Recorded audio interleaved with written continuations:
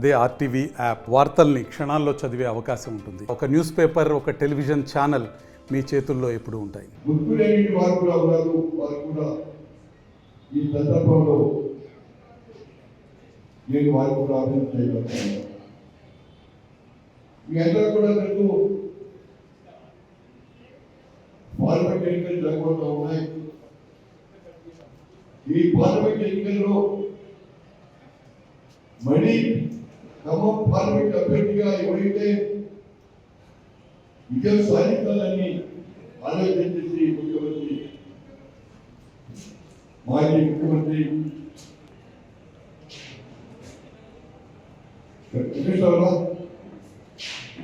ఆలోచన చేసి అనేక సర్వేలు నిర్వహించి ఏదేమైనా సరే మళ్ళీ రామాలయంలోని వాళ్ళైతే గెలుస్తారు, సీనియర్ నాయకుడు పార్లమెంట్లోనే బీఆర్ పార్టీ తరఫున నాయకుడైనటువంటి నాయకుడు నామా నాగేశ్వరరావు గారిని వారిని ఎన్నికైనటువంటి పోటీ చేయడం ఈ కార్యక్రమం ఏర్పాటు చేయాలి అనే ఉద్దేశంతోనే ముఖ్యమైనటువంటి నాయకుడిని కార్యకర్తలు కూడా వచ్చి ఈ సమాజానికి ఆహ్వానించడం జరిగింది. ఎందుకంటే ముఖ్యమంత్రి మాజీ ముఖ్యమంత్రి కేసీఆర్ కూడా ఆలోచన చేశారు. మన ఎట్టి పరిస్థితుల్లో మళ్ళీ పార్లమెంట్లో నామాగాన్ని గెలిపించాలి, మన తెలంగాణ వాడిని అక్కడ గెలిపించాలి. ఈ తెలంగాణ ఏదైతే కేసీఆర్ గారు అభివృద్ధి చేశారో మళ్ళీ పార్లమెంట్ కూడా తెలంగాణ తరఫున సీనియర్ నాయకుడి నామాగాన్ని ఎంపిక చేసి మన వారిని అక్కడ వినిపించాలని చెప్పుకుని నామాగాన్ని ఆయన నిర్ణయించడం జరిగింది.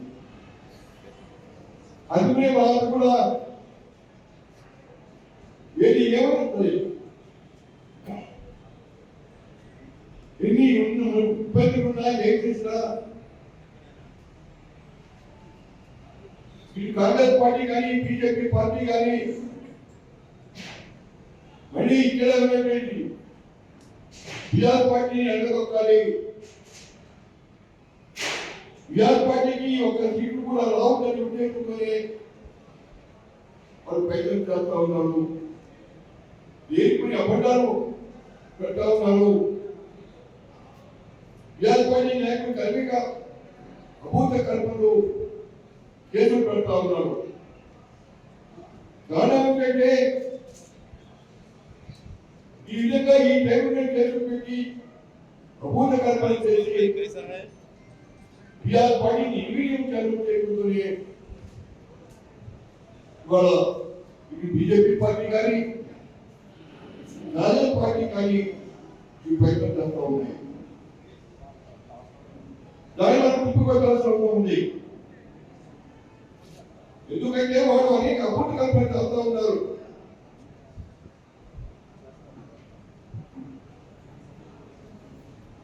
ఏర్పడేటువంటి అపవాదులు వేస్తూ ఉన్నారు. అందుకనే బీఆర్ పార్టీని ఉద్దేశంతోనే మనం పనిచేస్తూ ఉన్నారు. అందుకే మిమ్మల్ని కోరుతా ఉన్నాం, ఏది ఏమైనా సరే మన నాయకుడి యొక్క ప్రతిష్టని నిలబడి పనిచేయాలి. కేసీఆర్ యొక్క ప్రతిష్టని నామకాలు పెట్టుకోవాలి. వారింటినే మన పార్టీ నాయకుల మీద మెరుగుతున్న రోజు ఒక ఎన్నికల టైంలోనే మన నాయకుడి మీద అనేక అపోహ కార్యక్రమం చేస్తూ ఉన్నాము. ప్రజలకు చెప్పాల్సి ఉంది, ఈ ఎన్నికల్లో కావాలని కేసీఆర్ గారిని, కేసీఆర్ కుటుంబాన్ని, పార్టీని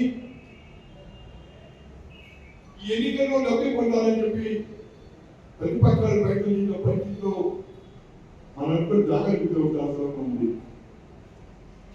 ఒకటే కోరుతా ఉన్నా నేను, ఏది ఏమైనా సరే ఎన్నికల్లో మళ్ళీ నామకాన్ని పెంచుకునే బాధ్యత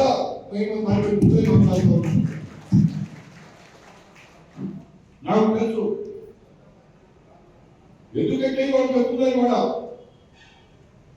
కాంగ్రెస్ పార్టీ అనేకటువంటి ప్రజలు అమలుపెట్టేది 6 కార్యక్రమాలు పెట్టారు. అది సాధ్యమైన పెరుగుదల కార్యక్రమాలు. సోదరులు వర్మ రాఘవ గారి విషయం ప్రస్తావించడం జరిగింది.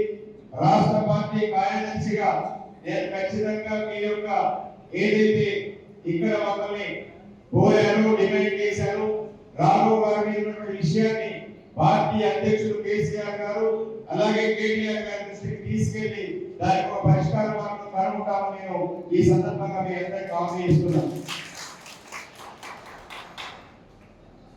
చాలా మంది మాట్లాడుతూ నామాగాన్ని గెలిపించాలి, నామాగాన్ని గెలిపించాలి, నామాగాన్ని గెలిపించాలని చెప్పారు. కానీ నామాగాన్ని ఎట్లా గెలిపించాలి, ఏం చేయాలనే ఆలోచన మనం చేయాల్సిన అవసరం ఉంది.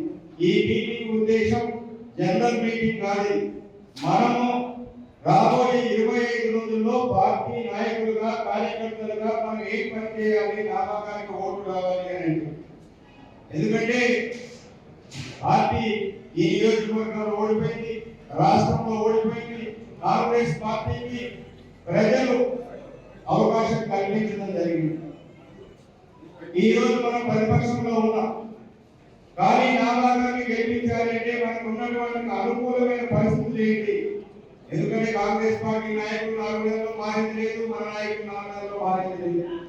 కానీ ప్రజల్లో ఒక మార్పు అనేది స్టార్ట్ అయింది. ఎందుకు స్టార్ట్ అయిందంటే మీరందరూ ఎందుకంటే ఒక ఎజెండా ప్రజల ముందు ఉంచాలి, లేకపోతే మనం ఓటు వేసే వాళ్ళు ఎవరు. ఒక ఎజెండా పెట్టినప్పుడు ప్రజలు యాక్సెప్ట్ చేయాలి. కాంగ్రెస్ పార్టీ ఎన్నికల ముందు 420 హామీలు, 420 హామీని ప్రజల ముందు పెట్టి ప్రజల్ని గందరగోళపరిచి ప్రజల్ని ఒక మాయమాటలో పెట్టి అధికారంలో రావడం జరిగింది. ప్రజలకి మనం వివరించాలి, కాంగ్రెస్ పార్టీ ఇచ్చిన మోసపూరితమైన హామీల వల్ల ఈ రాష్ట్రంలో ఈ 4 నెలల కాలంలో ఏమన్నా మార్పు వచ్చిందా అని ప్రజలకు వివరించాల్సిన అవసరం ఉంది.